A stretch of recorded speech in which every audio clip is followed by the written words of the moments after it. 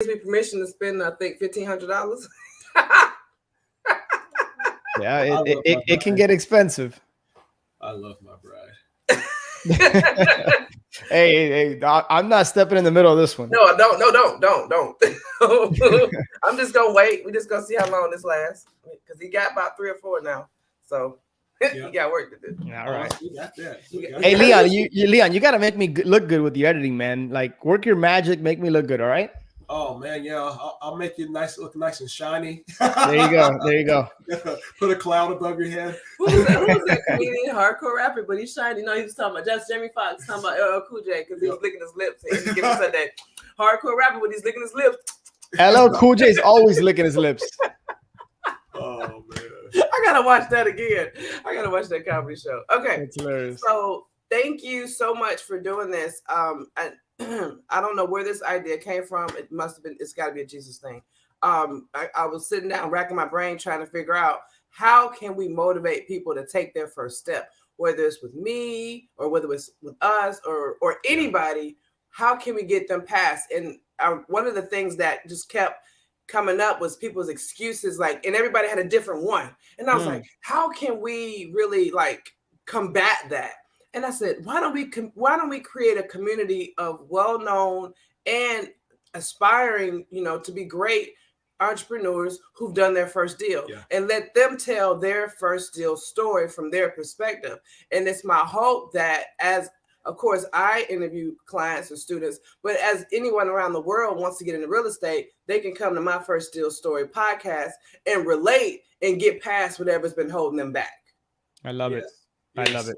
Love it. By the way, as an aside, I know we're recording this already, and Leon's going to work his magic. As an aside, make sure, have you guys gone live yet? Have you gone public with the podcast? We did a live to announce the podcast. It's coming soon. Last week? Yeah, but it's not on Anchor. It's not on Anchor. It's not published yet. It's not published. This is super important. Your first episode should be an episode about who you guys are and what you just highlighted right there, the motivation, the why behind this podcast. You need to tell that story, but elaborate on it. Oh, in other words, episode 000 or episode 0, episode 1, however you're going to call it, needs to be when somebody goes to myfirstdealstory.com podcast and they need to hear who you guys are and why you created this podcast. So basically what you just told me, but like make a story out of it. And that needs to be episode 1. Yes. Yeah. Thank you. Don't just launch into like, hey, here's Greg Pinio kind of thing. Cause people are like, well, what's this podcast about kind of thing? Yeah, no, I think that's dope. I'm glad you said that because we were actually going to interview each other because we both have different first deal stories. So if we could do that first, what you said, do that first, and then we'll start it with ours and then go into everybody else's. So we start with like 6 episodes, but the whole thing tells a story. I'm glad you said that. That's dope. I mean, obviously do whatever you guys want. It would just be my strong suggestion to make that first episode speak to a person about, hey, who's Brittany and Leon and why, like, what's this podcast about? Why is it unique? What's different about it? Yeah, we got to get our thumbnails and artworks to look as great as yours, man. You got people for that. That's just leaning on the right people, man. I have no artistic bone in my body. That's awesome. That's awesome. So he need to make some more money. That's what he's trying to say. You got to. He's got this. He's got this. He really does. I'm really proud of him. Just allocate funds towards that if you want to do that. Yeah. Okay.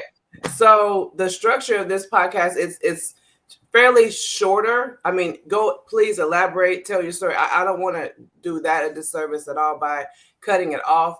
But the structure is introducing. Of course, we'll introduce ourselves and just a light touch of who you are to us. Then we'll ask you to introduce yourself. And then we'll just go into the find, get, close framework of your first deal where you break down how you found it, how you got it, how you closed it, how it worked for you. And then the last question will be pertaining to what was a limiting belief that you had to overcome or that you even still overcome to this day to stay engaged and to stay moving forward. Okay. So that's simple. And then we'll ask how people can, of course, reach out to you or ask questions and That's it. Easy breezy. I'm in your hands. You know me. I'm an open book. So you guys lead the way, and I'll follow. Love Okay. it. Love it. Love it. Wait, I want to get my hair right. Your hair's fine. Your hair's good. Leon's the one. Leon's got to get his hair right. He's got a little something up here. I don't know. No, I'm Yeah, I kidding. told him he was a little fuzzy. We are not editing this.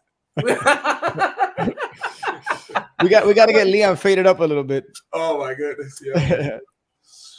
Well, I'm just kidding. I'm just messing with you. I love our coach. She's awesome. He's awesome. Proof, and that's what you need. Mm-hmm. All right, so you want to pop off, or what you want to do? Oh, that's a pop off. We snap on you real quick. Yeah. Let's go. All right. So let's do this. You want me to do it? No, I'm gonna start. You sure? You're not raspy? It says Leon and Brittany Thompson. This is gonna be the vibe with this podcast because she's killing it super. Like, I feel like it was rigid. I want to have fun. I want to laugh. Have fun. Yes. Thank you. There you go. There we go. All right. Let's kick it. All right.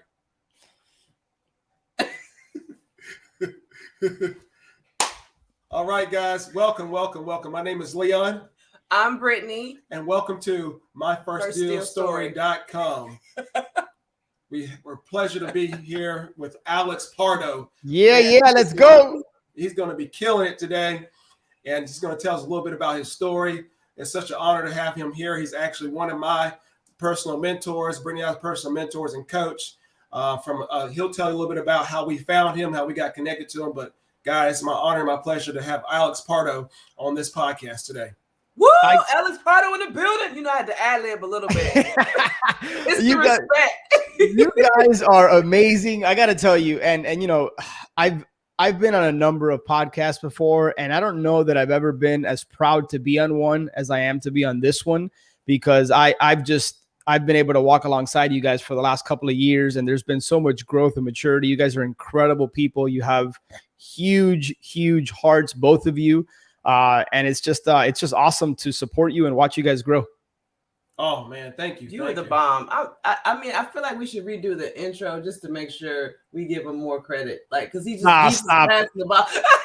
Please, this isn't even about me at all. So. Where's that special effect button, real quick?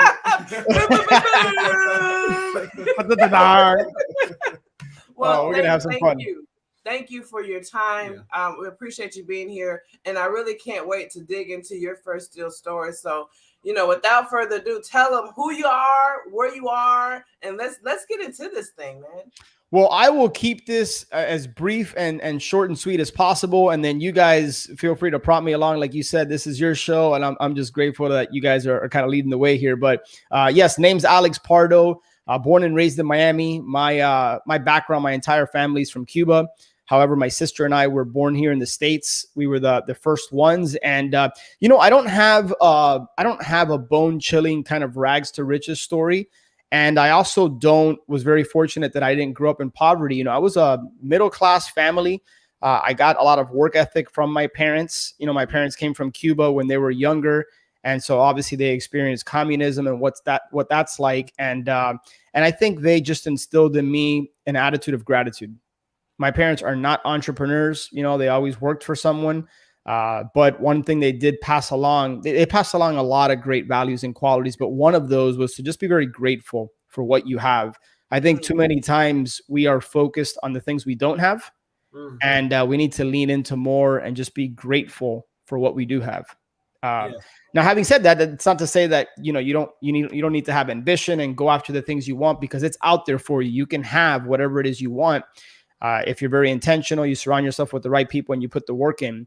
But yeah, so anyways, you know, for me, I think I was kind of hit with the entrepreneurial bug when I was, I don't know, 11, 12 years old. I've shared this story many times before, but I was always into sports and baseball, and I would buy baseball cards and I would flip them for like an extra 50 cents or an extra $1. And I kind of liked the idea of buying something and then making a little bit of money. I didn't know it was called wholesaling at the time. And then fast forward, I don't know, 7, 8 years, you know, I got into college. I started doing pretty well in college. And then I had companies like Johnson & Johnson and General Electric that were interested in me. So, and that sounds super fancy, but trust me, there's nothing fancy and sexy about it. At the time, I thought I was like the cool kid on the block. Yeah. At the time, I'm like, I'm all about this. I got it. And then I got in, and then I got a job with GE. And I remember like, this is not sexy. This is not glorious. You know, I was averaging, I don't know, at 22 years old, I was working for corporate America. I was averaging 70, 80 hours a week.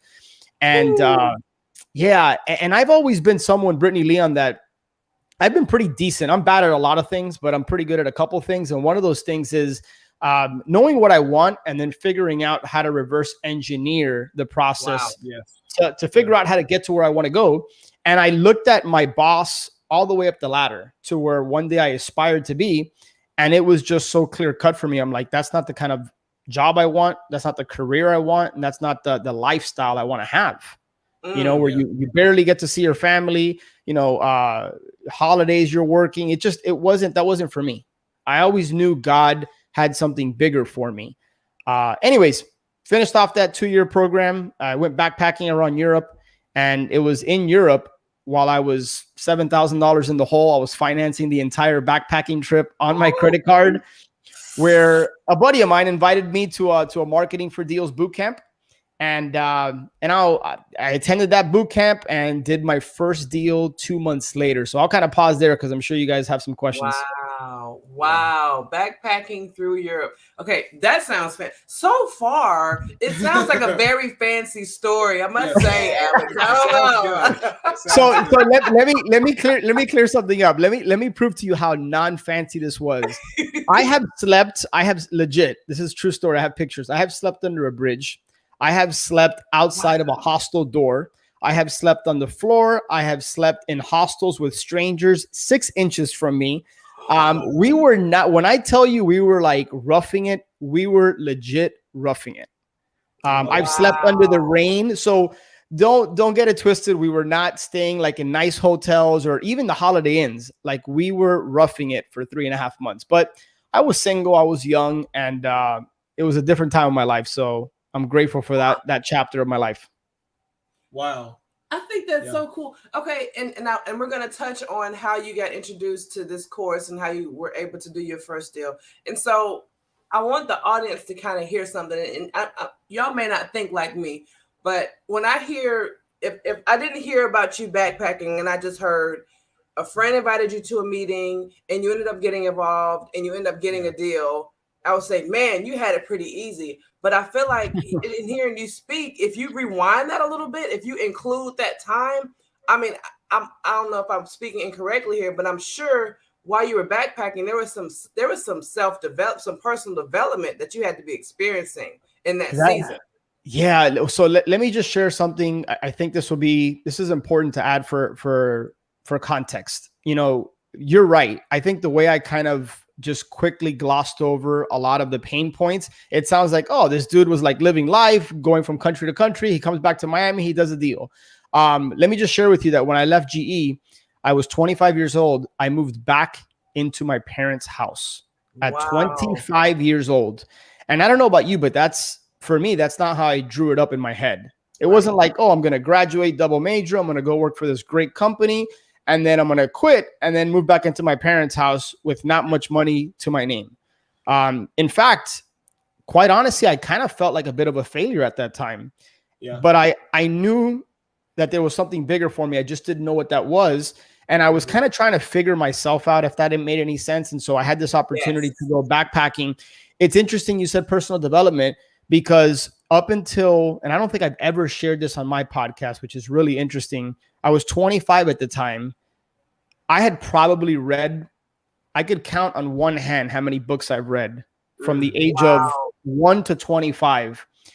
When I was 25 backpacking around Europe, I read a handful of books, Think and Grow Rich being one of them. And that was the genesis of like me getting immersed in personal development and having this like deep desire to be the best person I could possibly be. Wow. That's so good. It is. So it just to highlight the importance of, no matter if you didn't start getting into personal development, and speaking to the audience, no matter if you didn't start getting into that personal development, whether you entered real estate or before you entered real estate, it's a non-negotiable. It has to happen to have that success. So I hope that people hear that they don't hear bits and pieces. You can't cheat it. There is some real estate in the mind that has to be rewired. Look, wells have to be dug. Stuff got to be removed. Stuff got to be planted in order to assist on that journey to success. So I wanted to make sure that they were blessed by that piece. So they hear your story, but then they hear in the underlying, okay. Part about Think and Grow Rich is also too about growing inside. Yes. Not about just growing your wealth and growing things that you possess. It's about growing in your mind. What's in between this 6 inches of real estate, between your ears. Yes. That's the most valuable. And that's so well said, Leanne and Brittany. I appreciate you guys filling in the gaps, because that is the most valuable real estate you could possibly possess.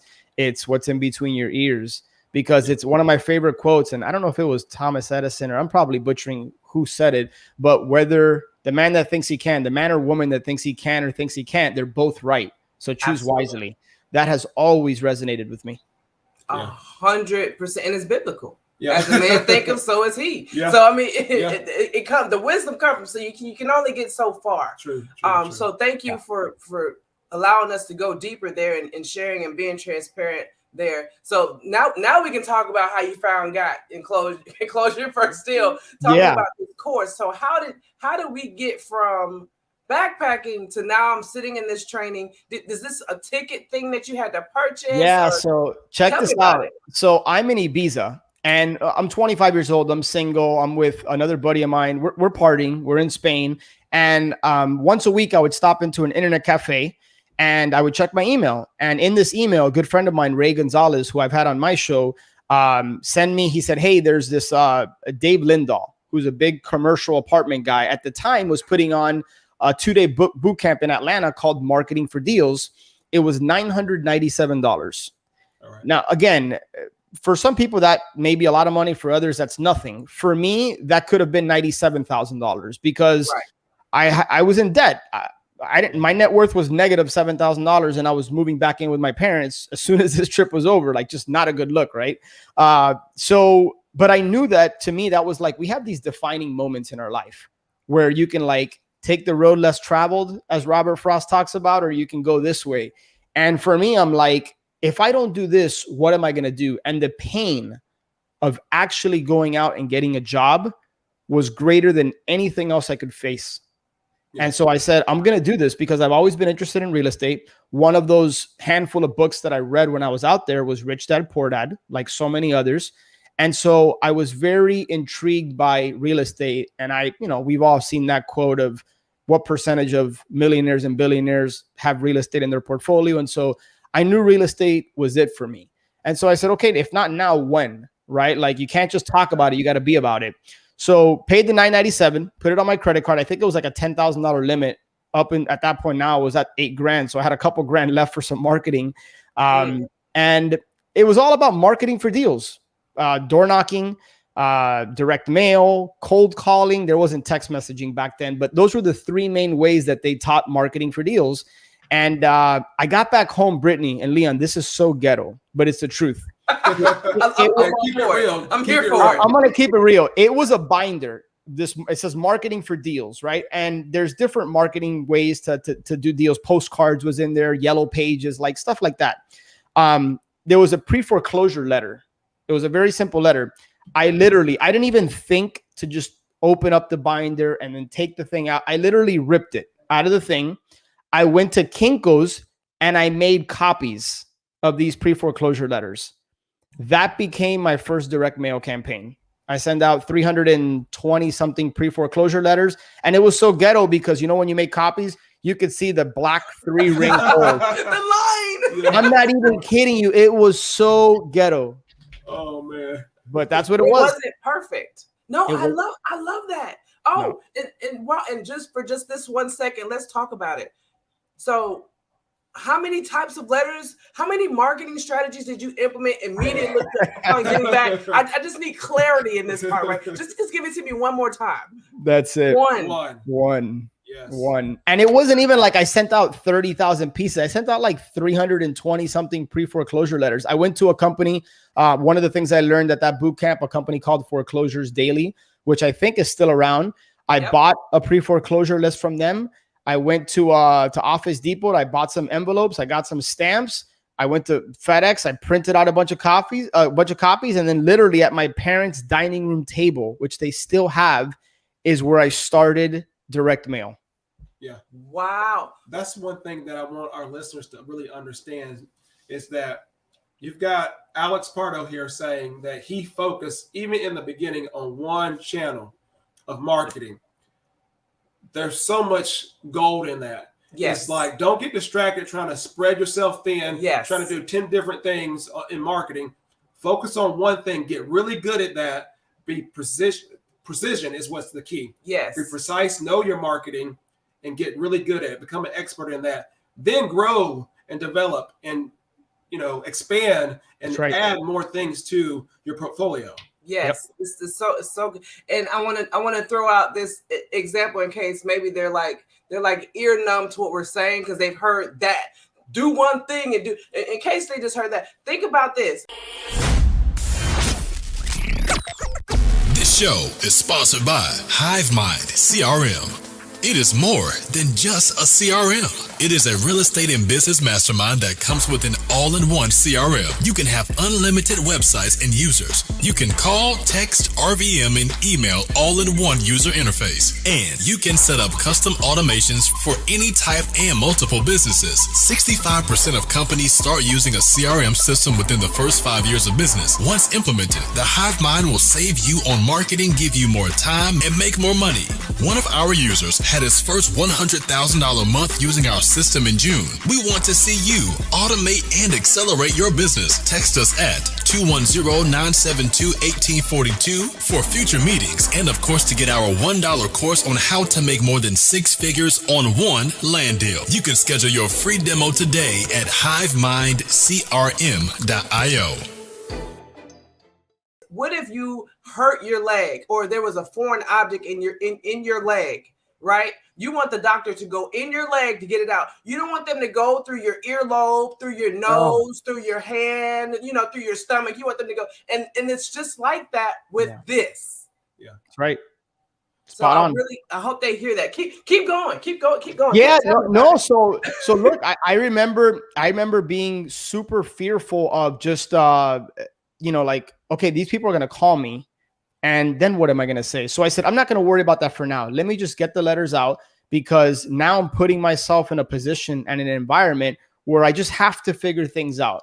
And in that manual, there was a script, right? Like, here's how the conversation should go kind of thing. But there was some natural fear inside of me. But again, I kept going back to, Tony Robbins talks about, like, is the pain of doing something greater than what you ultimately want? And for me, the pain of going out and getting a job was like, that could have been death to me. Like that, I would have been the ultimate failure in my head. That would have been the story I would have told myself. Yeah.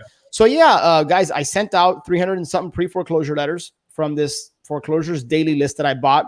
And it wasn't until about 4 or 5 days later that calls actually started coming in. And I remember fumbling my way through conversations, stuttering, just sounding like a complete rookie, like making every mistake in the book, not knowing what I was doing. Like you could tell I was probably reading from a script. And, but from that one campaign, I got 2 appointments. I got 2 appointments. Wait, hold on. Awesome. We don't want to miss this part either. I love that we can dissect it. This is so good. So how many conversations was it like? You got 2 appointments from the 2 calls you made? No. I must have had, and this was 2005, right? So whatever it is, 15, 16 years ago that this was, I probably had, I don't know, 15 to 20 conversations from 300 and something direct mail pieces. And from those conversations, I got 2 appointments. And I remember, like, I don't want to curse on your show, but I just remember feeling, I was very nervous. Let's just leave it there. I remember when I scheduled those appointments, I'm like, I'm going to be meeting face to face with people. And you have to remember, I hit a pre-foreclosure list. That's emotional for a lot of people. Like, people are about to lose their home. And I was like, here I am, this 25-year-old. I still consider myself a kid. I've never bought real estate before in my life. And I'm going to meet with them to potentially buy their house, but they're looking at me as like a solutions provider. Yes. Yeah. And I remember feeling the weight of that responsibility, and so, I mean, I'll pause here for any questions you might have, but yeah, I went to 2 appointments, and the first appointment I went to, I'll never forget. It was an Asian family, beautiful family. They owned a restaurant in, it's called Cutler Bay, a particular neighborhood in Miami. And this was your typical 3-bedroom, 2-bath. I think at the time, this was late 2005. The house was probably worth about 160 to 180 somewhere. No, I'm sorry. The house was worth 250, and I ended up getting it under contract for 160. But check this out. Here's what's crazy about this. At that first appointment, they signed over the deed to me. Wow. They signed. So check this out. This is a true story. So they were behind on payments, and I essentially thought, because one of the things I learned at this Marketing for Deals bootcamp was there was a speaker on there, a guy by the name of Mark Sumter. And I don't even think he's in the business anymore. And he was teaching something called short sales. And he was teaching how you could work with the loss mitigation department of these banks, and you could reduce what's owed. And these people were behind on payments, even though there was equity in the property. I thought, well, okay, I need to do a short sale here.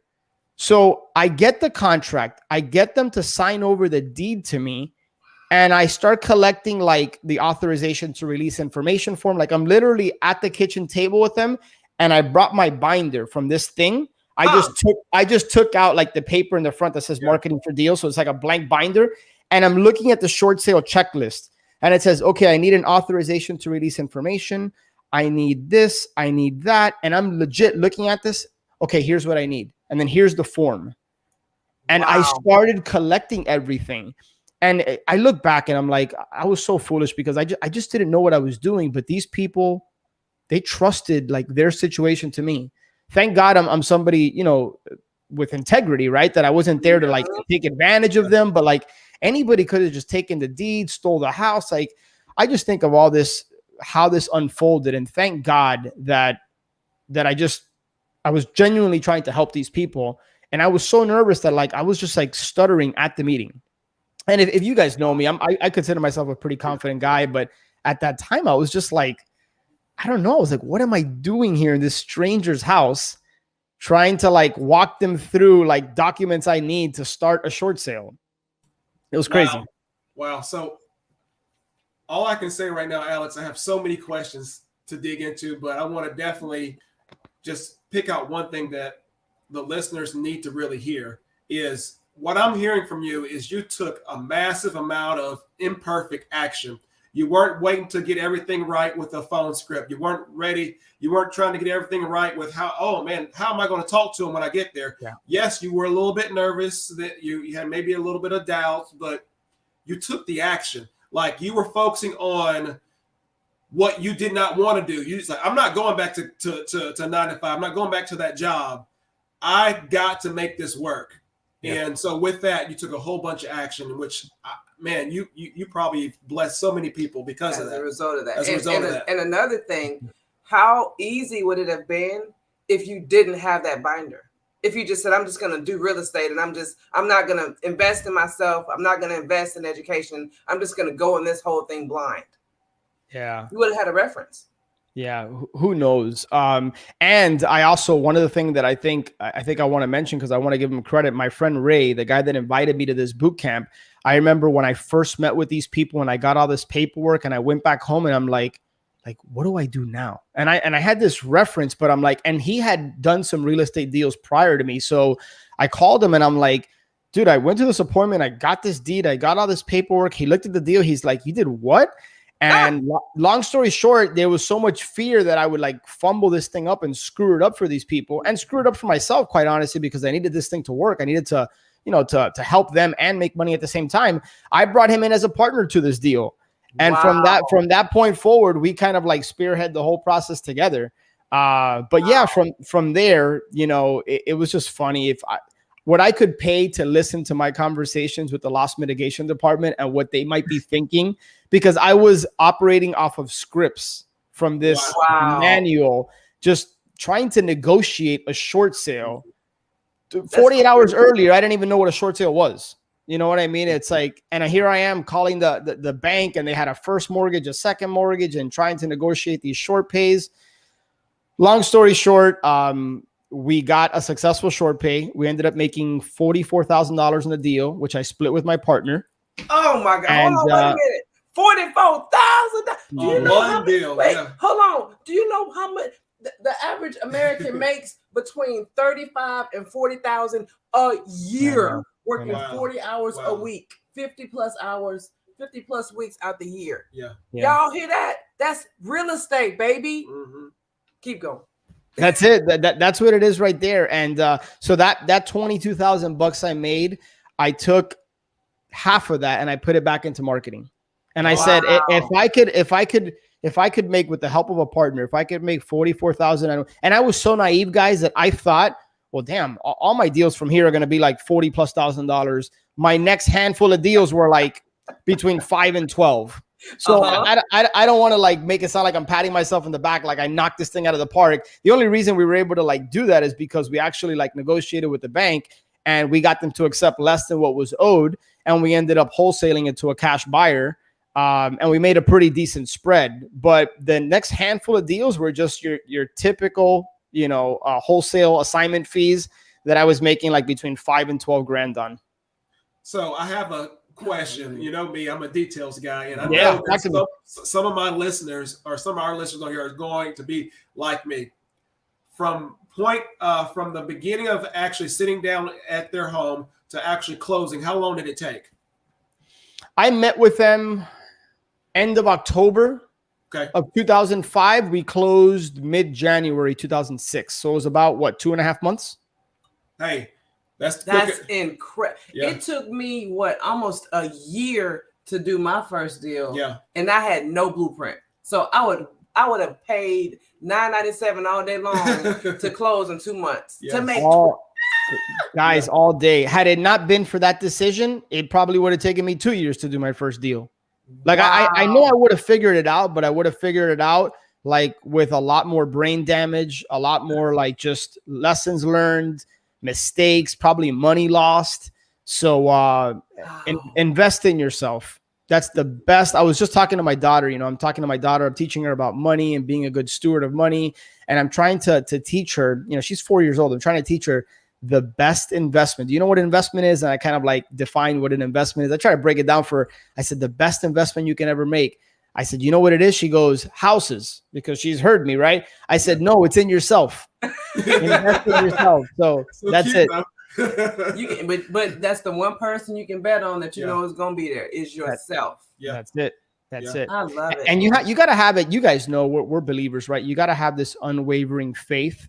Ooh. One thing is to bet on yourself. Another thing is to invest in yourself. Mm-hmm. But then you got to put the work in. Like it's not going to just get handed to you.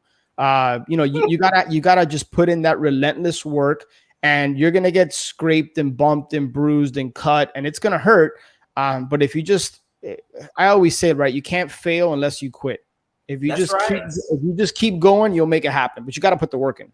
Yeah. Golly. So guys, there you go, right there. I steal a little bit of words from Alex Pardo. I know you guys heard me say that.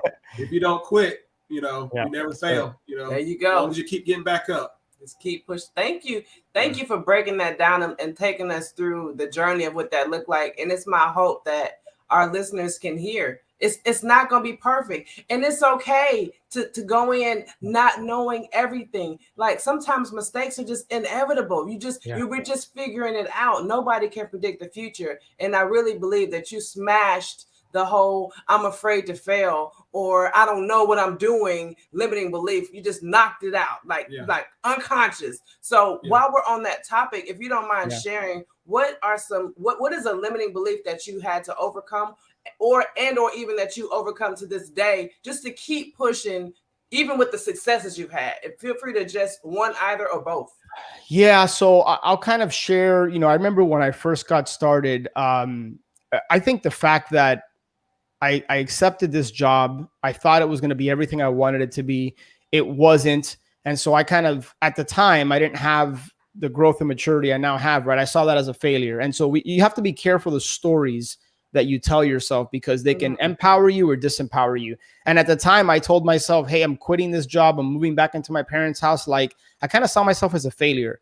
And so I remember, while I was backpacking and making the decision to go to this event, I was thinking to myself, like, am I worthy of success? Like, do I deserve this? Like, I believed in myself enough to make the investment, but I had that inner critic, that voice that we all have.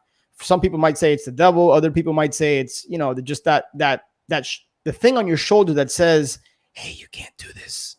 Right. Yeah. Like I felt like I had somebody whispering in my ear, making me doubt myself. But again, I just kept going back to the fact of like, God designed me to do something bigger with my life. And I'll be damned if I'm just going to be 25 years old, like, living in my parents' house, trying to like figure out my way. Like, that pain was so great. And I had this desire to do something with my life that I said, even though I'm uncomfortable, even though I'm making all these mistakes, I'm just going to do this.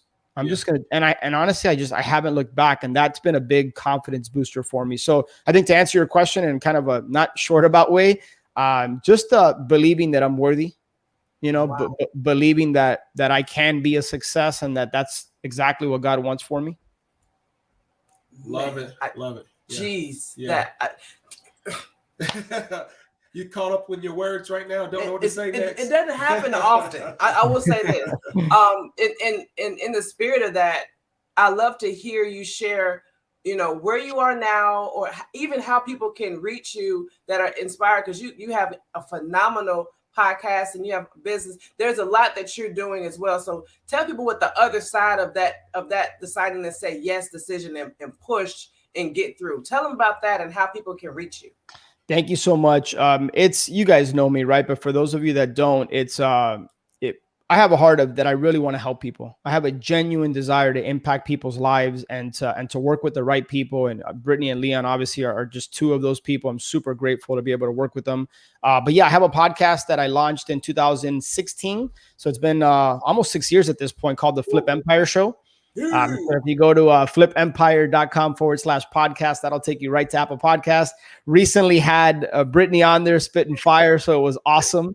And yeah, no, I just I love that platform because it allows me to just be myself, be authentic, be vulnerable, not just share the wins, but also share, hey, I got knocked down, or here's a failure, here's a lesson learned. And so the Flip Empire Show, I would highly encourage you guys to check that out. And then super grateful, along with a good friend of mine, Steve Kavanaugh, to get to co-lead just an incredible, awesome, and that's not hyperbole, just an incredible group of entrepreneurs and really first people, incredible group of people. And we do that. It's called Ascend. Brittany and Leon have been a part of that since day one. And sometimes I pinch myself that, I get to do what I do. So, and then we recently closed on a 340 unit self-storage facility. I still have some rentals and do some other things in real estate, but yeah, those are the main things. Really, Ascend and the podcast is where I get just so much genuine joy and fulfillment. The real estate, those are just vehicles to allow me to live my vision. Love it. And that's that's one thing that we can agree is that real estate allows us to live our vision. Not a lot of people may be currently in that place. Maybe they are, some of the listeners are, still have a W-2. Maybe they still enjoy their W-2, but maybe they're just looking to get their first deal so that they can supplement their income, maybe some additional income. And that's how Brittany got started. And then we're like, wow, we can actually change our lives or the direction of our family through real estate and use this tool and just this vehicle and take us to the moon and back, Absolutely. And just to drive the point home just a little bit deeper, both of us, like everybody on this podcast right now, had to say yes. Yeah. If we didn't say yes, this wouldn't be happening. In other words, listeners, you wouldn't be able to hear this. So when we say yes, let's make sure that we realize and identify the fact that we're not only saying yes to us, but we're saying yes to legacy, to not only ourselves and the impact on our life, but others and the impact we have on their life. Yeah. So well said. Yeah. It's powerful.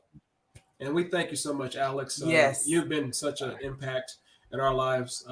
Man, if we did not say yes to to join us in. I think that, man, who knows where the trajectory of our life would have gone. And I'm so honored to be able to grow this business in relationship with you guys and Steve and just everybody that's had a positive impact and those who we've been able to pull up with us as well. Yes, definitely. So if you have it, if once you get past doing your first deal and you are really wanting to stay in it, like you've gotten a taste of a little bit and you want to do more of it, make sure that you get yourself a community. Ascend for us has been an incredible community. I mean, check out what Alex said. I don't think he's spoken of it high enough. It is truly been a game changer for us. And on his podcast, y'all, he several hundred episodes in, like that, he lightly touched the surface. So you definitely have an opportunity to hear other perspectives there as well. Thank you so much, Alex, for being here, for leading us, for giving your time. I can't think of a better way to go into the holiday with being grateful and being thankful. Those of y'all listening in, wherever you are, whether you feel like you don't have the credit or the cash, whether you feel like you don't know enough, or you've got to hit certain licensings and all of that stuff, listen, you too can get your first deal. And do not let anything stop you. Look, he touched on several things. Being the firstborn in his family in America, they came from Cuba. Like, there are so many things that he had to overcome in culture, environment, and talking to people and connecting. Like, there are so many unknowns, y'all. And seriously, don't say yes. There is something powerful on the other side, whether it's yes to us or yes to somebody else that may resonate better with you. Say yes and see what God will do with it. Woo! All right, I love it. You guys got me pumped up here. I'm getting ready to go out and do another deal now because of you guys. I love it. Love it.